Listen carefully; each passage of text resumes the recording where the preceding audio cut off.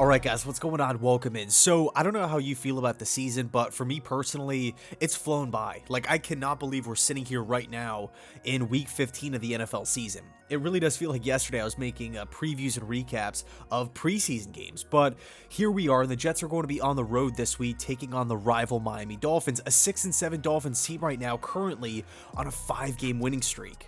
Tons of things were going wrong early in the season, but we have to credit Brian Flores. We have to tip our cap to him because he has done a tremendous job really over the last month and a half in changing the overall trajectory of this Dolphins team. I mean, taking an almost lost season and now vaulting the Dolphins back up to the playoff picture.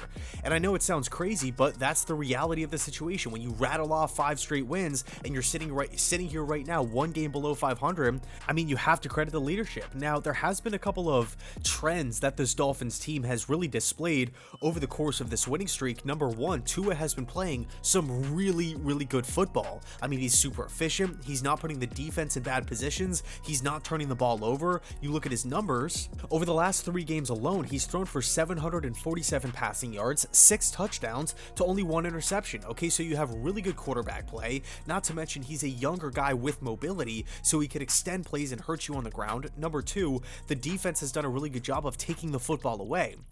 Interestingly enough, Joe Flacco over the last 5 games is the only quarterback that has not turned the ball over. We've seen interceptions from Lamar Jackson, Tyrod Taylor, who else? Mike Glennon, multiple quarterbacks on the Panthers roster, both Cam Newton and PJ Walker.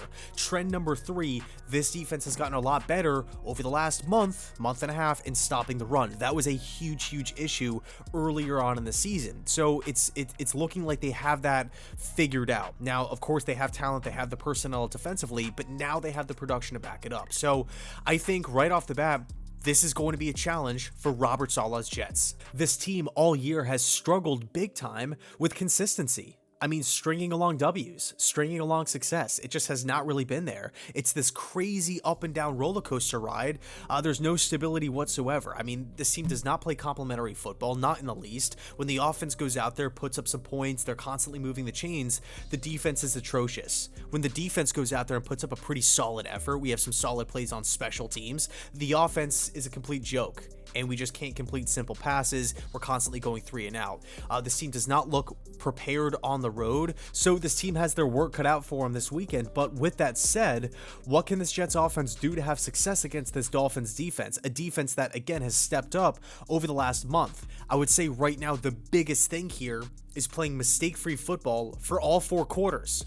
All 4 quarters. I don't want to see wasted timeouts. I don't want to see boneheaded turnovers, interceptions, dropped passes, screen passes that hit the ground 5 feet in front of the quarterback. I don't want to see it. I mean, this is something that the Jets just struggle with on a week-to-week basis. You know, first half we look great, second half we fall apart.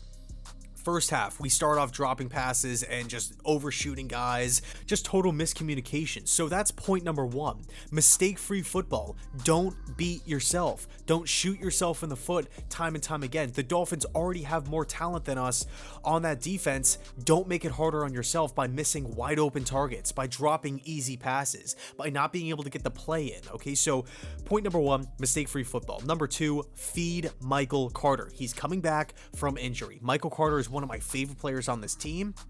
Granted, he's only a rookie. He doesn't have that big of a resume so far, but man, let me tell you, Michael Carter can play. He's a guy that I feel really good about on this Jets offense moving forward. I like him as one of these young core pieces that I personally envision being on the team for years to come. Okay, so feed Michael Carter both in the running game and in the pass game. Point number 3, check the ball down. Check it down. As simple as that. Know where your hot read is on every single pass play. We've established that this Dolphins defense has the talent. Byron Jones, Jerome Baker, Christian Wilkins, Xavier Howard. Luckily for the Jets, Holland is not going to be playing. A rookie safety out of Oregon, a guy that I really like. I love his skill set. He's going to be missing the game. Okay, but with that said, this Dolphins defense likes to blitz, and they do it really well. You look back at that first time that these two teams played, and they blitzed Joe Flacco a lot, but because Flacco was the veteran, or is that veteran presence, He wasn't rattled, he hung in the pocket, and he found his checkdowns. He was super efficient in the short passing game, threw for 291 passing yards, 2 touchdowns, didn't turn the ball over. Just a really efficient day from Joe. He actually did a really good job in spreading the football around. Yes, Elijah Moore had 8 grabs. Yes, Jamison Crowder had 6 grabs. But if we look at the totality of Joe Flacco's targets, 8 different pass catchers. 8 different pass catchers. Okay, that's big time. So that's really the keys on offense for me personally. Defensively, I really think it should be rinse and repeat. I mean, the Jets failed to do these things the last time these two teams played, but number one, keep Tua in the pocket. That's first and foremost. I feel like that goes without saying. Don't let Tua beat you on the ground. Don't let him get outside the pocket where he's pulling it back on read options, where he's extending a play, you know, a simple pass play, but now he's pulling it down and running for 12 yards, picking up a first down on 3rd and 7. Don't allow that to happen. Number 2, try to knock off the rhythm in the short passing game. That's where Tua excels. That's what this Dolphins offense is all about, the short passing game, getting rid of the football.